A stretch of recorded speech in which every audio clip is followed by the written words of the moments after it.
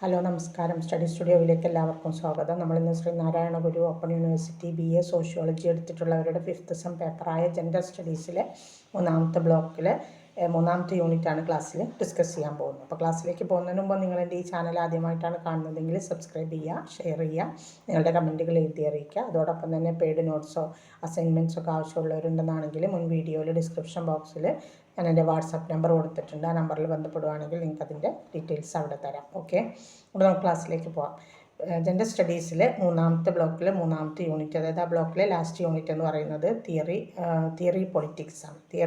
Gender theory of ജെൻഡറിലല്ല queer തിയറിയാണ്. ജെൻഡറിൽ തന്നെയുള്ള ക്യൂർ തിയറി പൊളിറ്റിക്സ് ആണ്. അപ്പോൾ അതിൽ നോക്കാം നമുക്ക് എന്തൊക്കെ നമ്മളോട് പ്രധാനമായിട്ട് വരാൻ സാധ്യതയുള്ള ക്വസ്റ്റ്യൻസ്.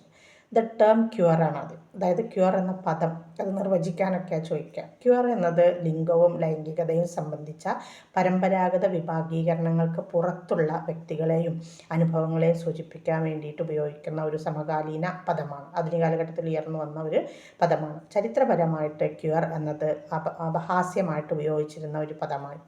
പക്ഷേ പിന്നീട് ലിംഗ ന്യൂനപക്ഷ സമുദായങ്ങൾ അത് സ്വയം തിരിച്ചറിവിൻ്റെ ശക്തിയും അഭിമാനത്തിൻ്റെ പ്രതീകവുമായിട്ട് തിരിച്ചു പിടിക്കുകയാണ് ചെയ്തത്.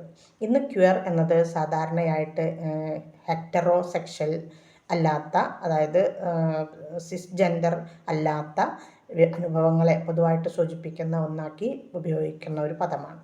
ഇത്രയാണ് അതിൽ കൊടുക്കേണ്ടത് കേട്ടോ. ഇനി നമ്മളോട് ചോദിക്കാതെ liberation movement and it's intersection with other social justice movements. വിമോചന പ്രസ്ഥാനത്തെക്കുറിച്ചും മറ്റ് സാമൂഹിക നീതി പ്രസ്ഥാനങ്ങളുമായുള്ള അതിൻ്റെ ഇടപെടലിനെക്കുറിച്ചും ചോദിക്കുക. നമ്മളോട് ചർച്ച ചെയ്യാനോ അല്ലെങ്കിൽ എക്സ്പ്ലെയിൻ ചെയ്യാനോ ഒക്കെ ചോദിക്കുക. ഡിസ്കസ് ഓർ എക്സ്പ്ലെയിൻ എന്നൊക്കെ പറഞ്ഞിട്ട് ചോദിക്കും. അങ്ങനെ ചോദിക്കുകയാണെങ്കിൽ വിമോചന പ്രസ്ഥാനം എന്നത് വ്യക്തികളെയും കൂട്ടായ്മകളെയും ഒതുക്കുന്ന അധിനിവേശ സംഘടനകൾ വിവേചനം, അസമത്വം, അടിച്ചമർത്തൽ എന്നിവയിൽ നിന്ന് മോചിപ്പിക്കാൻ ലക്ഷ്യമിടുന്ന സാമൂഹിക രാഷ്ട്രീയ പ്രസ്ഥാനങ്ങളെയാണ് സൂചിപ്പിക്കുന്നത്. ഇത് വ്യക്തിപരമായിട്ടുള്ള സ്വാതന്ത്ര്യത്തെയും കൂട്ടായ്മയുടെ അവകാശങ്ങളെയും ഒക്കെ സമത്വത്തെയും ഒക്കെ സൂചിപ്പിക്കുന്ന പ്രസ്ഥാനങ്ങളാണ്. അതിനേക്ക് മുൻനിർത്തി പ്രവർത്തിക്കുന്നതുമാണ് കേട്ടോ. അങ്ങനെ നമുക്ക് പറയാം. അങ്ങനെ ഈ പറഞ്ഞ സമത്വങ്ങളെയൊക്കെ മുൻനിർത്തി പ്രവർത്തിക്കുന്ന പ്രസ്ഥാനങ്ങളാണ്. അപകീർത്തിപരമായ സാമൂഹിക ഘടനകളെ വിമർശിക്കുകയും തകർക്കുകയും ചെയ്യുക എന്നതാണ് ഇതിൻ്റെ ഒരു പ്രധാന ലക്ഷ്യം. അധികാരത്തിൻ്റെ അസമത്വ പങ്ക്, അതുപോലെ അതിൻ്റെ അധികാരത്തിൻ്റെ വെപ്പുകൾ ചോദ്യം ചെയ്യുക, ഒറ്റപ്പെടുത്തപ്പെട്ട കൂട്ടായ്മയുടെ ശബ്ദം പുറത്തേക്ക് കൊണ്ടുവരിക, അതുപോലെ തന്നെ അവർക്കുള്ള രാഷ്ട്രീയ, സാമൂഹിക, സാംസ്കാരിക പങ്കാളിത്തം ഉറപ്പാക്കുക എന്നതും ഇതിൻ്റെ മറ്റൊരു ലക്ഷ്യമാണ്. സ്ത്രീ വിമോചന പ്രസ്ഥാനം, ദളിത് വിമോചന പ്രസ്ഥാനം, LGBTQ+ വിമോചന പ്രസ്ഥാനം, അതുപോലെ ആദിവാസി വംശീയ വിമോചന പ്രസ്ഥാനം, കോളനി വിമോചന പ്രസ്ഥാനം, അല്ലെങ്കിൽ അതിൻ്റെ മത, ജാതി, വർഗ വിമോചന പ്രസ്ഥാനങ്ങൾ, തൊഴിലാളി കർഷക വിമോചന പ്രസ്ഥാനങ്ങൾ എന്നിവയെല്ലാം വ്യത്യസ്ത വിഷയങ്ങൾ കൈകാര്യം ചെയ്യുകയും അടിസ്ഥാനപരമായിട്ട് അവ മനുഷ്യൻ്റെ സ്വാതന്ത്ര്യത്തിനും സമത്വത്തിനും വേണ്ടി പ്രവർത്തിക്കുകയും ചെയ്യുന്ന പ്രസ്ഥാനങ്ങളാണ്. വിമോചന പ്രസ്ഥാനങ്ങൾ ഒറ്റപ്പെട്ട് പ്രവർത്തിക്കുന്ന പ്രസ്ഥാനങ്ങളല്ല. സമൂഹത്തിൽ അടിച്ചമർത്തലിൻ്റെ നിരവധി രൂപങ്ങൾ ഒന്നിനുമീതെ ഒന്നായിട്ട് പ്രവർത്തിക്കുന്നത് കൊണ്ട് ഇവയെ തമ്മിൽ ബന്ധിപ്പിക്കുകയും അവയെ സമന്വയം സൃഷ്ടിക്കുകയും ചെയ്യുന്നുണ്ട്. കിംബർലി ക്രിൻഷെ അവതരിപ്പിച്ച ആശയം ലിംഗം, ജാതി, വർഗം, ലൈംഗികത, ഭിന്നശേഷി, മതം തുടങ്ങിയ നിരവധി തിരിച്ചറിവുകൾ ഒരാളിൽ ഒന്നിക്കുന്നുണ്ട്. അതിനാൽ ഒരു പ്രസ്ഥാനം മറ്റു പ്രസ്ഥാനങ്ങളുമായുള്ള സഹകരണമില്ലാതെ പൂർണ്ണ വിമോചനം സാധ്യമാവില്ല. ഫെമിനിസ്റ്റ് പ്രസ്ഥാനവും ദളിത് വംശീയ പ്രസ്ഥാനങ്ങളും ഒരുമിച്ച് മുന്നോട്ട് പോകുന്നുണ്ട്. ഇതിലൂടെ ലിംഗസമത്വം പോരാട്ടം ജാതി, വർഗ, പദവി പ്രശ്നങ്ങളുമായിട്ട് യോജിച്ച് മുന്നോട്ട് പോയി. LGBTQ+ വിമോചന പ്രസ്ഥാനവും മനുഷ്യാവകാശ സ്ത്രീ പ്രസ്ഥാനങ്ങളും യോജിച്ച് പ്രവർത്തിക്കുന്നുണ്ട്. തൊഴിലാളി കർഷക പ്രസ്ഥാനങ്ങൾ വർഗസമത്വ, ലിംഗ, ജാതി, ലൈംഗികത അപമാനങ്ങളുമായിട്ട് ബന്ധപ്പെട്ടിരിക്കുന്നുണ്ട്. പല വിമോചന പ്രസ്ഥാനങ്ങളും സാമ്പത്തിക സമത്വമില്ലാതെ യഥാർത്ഥ വിമോചനം സാധ്യമല്ല എന്ന് ചൂണ്ടിക്കാട്ടുന്നുമുണ്ട്. തൊഴിലാളി പ്രസ്ഥാനങ്ങളുമായി സഹകരിച്ചുകൊണ്ട് പ്രവർത്തിക്കുന്ന ഒരുപാട് പ്രസ്ഥാനങ്ങളും ഉണ്ട്.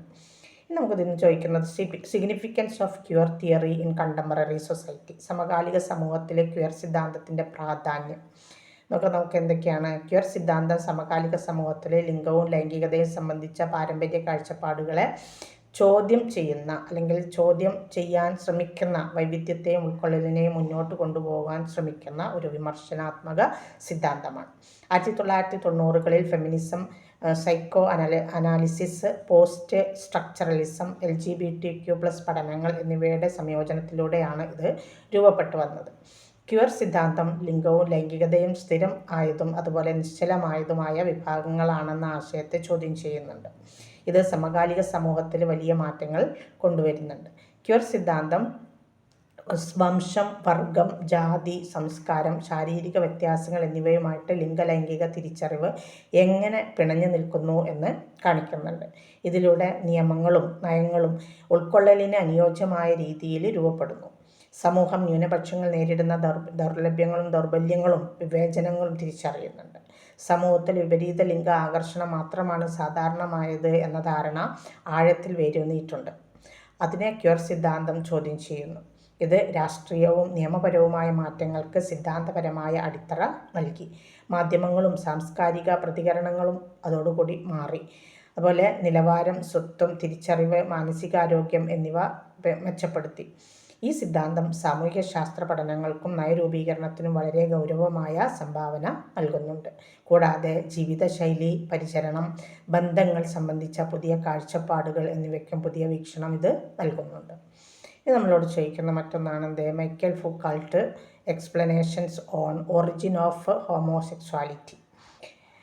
സ്വവർഗരതിയുടെ ഉത്ഭവത്തെക്കുറിച്ചുള്ള മൈക്കൽ ഫൂക്കോയുടെ വിശദീകരണം നിങ്ങളോട് ചോദിക്കട്ടോ. അത് ചോദിക്കുന്ന ഒരു ക്വസ്റ്റ്യൻ തന്നെയാണ്, ഇമ്പോർട്ടൻ്റ് ആയിട്ടുള്ള ഒരു ക്വസ്റ്റ്യൻ തന്നെയാണ്, ശ്രദ്ധിക്കുക. മൈക്കൽ ഫൂക്കോ സ്വവർഗരതി എന്ന വിഷയത്തെ ഒരു ജൈവ മനഃശാസ്ത്രപരമായ സത്യമായിട്ടല്ല കാണുന്നത്, മറിച്ച് സാമൂഹിക ചരിത്രപരമായി നിർമ്മിക്കപ്പെട്ട ഒരു തിരിച്ചറിവ് എന്ന രീതിയിലാണ് കാണുന്നത്. ആദ്യ പ്രധാന ചിന്തകരിൽ ഒരാളാണ് ഇത്തരത്തിലുള്ള കാഴ്ചപ്പാടിലുള്ള ചിന്തകന്മാരിൽ ആദ്യ പ്രധാനികളിൽ ഒരാളാണ് മൈക്കൽ ഫൂക്കോൾട്ട്. അദ്ദേഹത്തിൻ്റെ പ്രശസ്ത കൃതി ദ ഹിസ്റ്ററി ഓഫ് സെക്ഷാലിറ്റി എന്ന 1976 പ്രസിദ്ധീകരിച്ച കൃതിയിലാണ് സ്വവർഗരതിയുടെ ഉത്ഭവത്തെക്കുറിച്ചുള്ള പ്രധാന വാദങ്ങൾ അദ്ദേഹം അവതരിപ്പിക്കുന്നത്.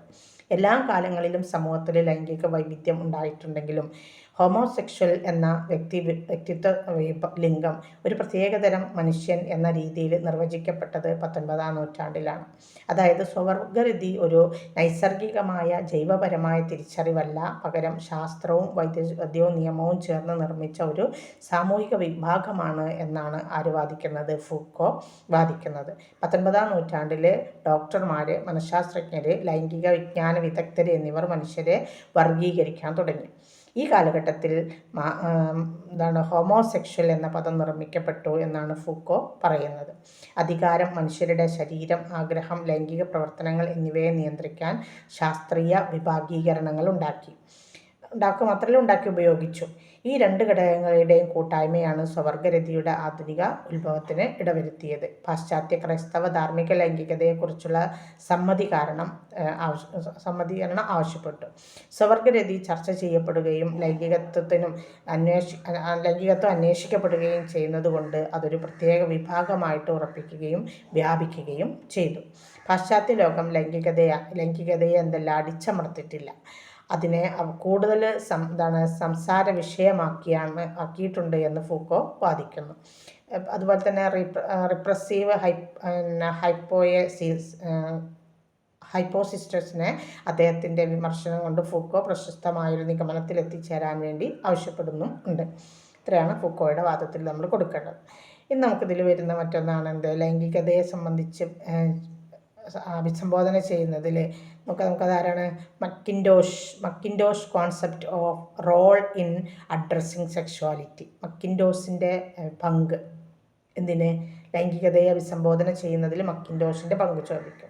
തത്വചിന്തകനും സാമൂഹ്യശാസ്ത്രജ്ഞനുമായ മേരി മക്കിൻഡോഷ് 1968 പ്രസിദ്ധീകരിച്ച പ്രശസ്ത ലേഖനം ദി ഹോമോസെക്ഷൽ റോൾ എന്ന ആശയം അവതരിപ്പിച്ചപ്പോൾ ഇങ്ങനെയുള്ള റോള് വ്യക്തികളുടെ പങ്ക് എന്നുള്ള ആശയം അവതരിപ്പിച്ചു. ലൈംഗികതയെ ഒരു സമൂഹം സൃഷ്ടിച്ച സാമൂഹിക പങ്ക് എന്ന നിലയിൽ വിശദീകരിക്കുന്ന വളരെ സ്വാധീനമുള്ള സിദ്ധാന്തമാണത്.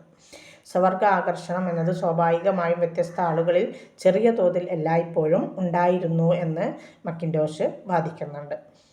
അവർ പറയുന്നത് അതുകൊണ്ട്, അതായത് എല്ലാ ആളുകളിലും ഒരു പരിധിവരെ ഉണ്ട് എന്നതുകൊണ്ട് ഓരോ സമൂഹവും ചില പെരുമാറ്റങ്ങളെ വികൃതം എന്ന് വിളിച്ച് അതിലേർപ്പെടുന്നവർക്ക് ഒരു പ്രത്യേക പങ്ക് നിർണ്ണയിക്കുന്നത്. മക്കിൻഡോഷിൻ്റെ വാദപ്രകാരം സമൂഹം സ്വവർഗ കാമി അല്ലെങ്കിൽ കാമം എന്ന് പറയുന്ന ഒരു പ്രത്യേക വിഭാഗം സൃഷ്ടിക്കുന്നുണ്ട്. ഈ വിഭാഗീയത കാരണം നല്ലത് മോശം എന്ന മര്യാദ മാതൃക സ്ഥാപിക്കപ്പെട്ടു. സാമൂഹിക ക്രമം നിലനിർത്താൻ സഹായിക്കുന്ന ഒരു ക്രമീകരണം തന്നെയാണത്. സാധാരണ ആളുകളുടെ ലൈംഗികത നിയന്ത്രിക്കാനും അത് സഹായിക്കുന്നുണ്ട്. ഇത് ഫൂക്കോയുടെ അർത്ഥത്തിൽ നോക്കുകയാണെങ്കിൽ അധികാരത്തിന് ലൈംഗികതയെ നിയന്ത്രിക്കാൻ സഹായിക്കുന്ന ഒരു സാമൂഹിക ഉപകരണമാണ് എന്നാണ് പറയപ്പെടുന്നത് കേട്ടോ. ഇത്രയാണ് അതിൽ നിന്ന് വരുന്ന പ്രധാനമായിട്ടുള്ള ആശയങ്ങൾ. Okay, thanks.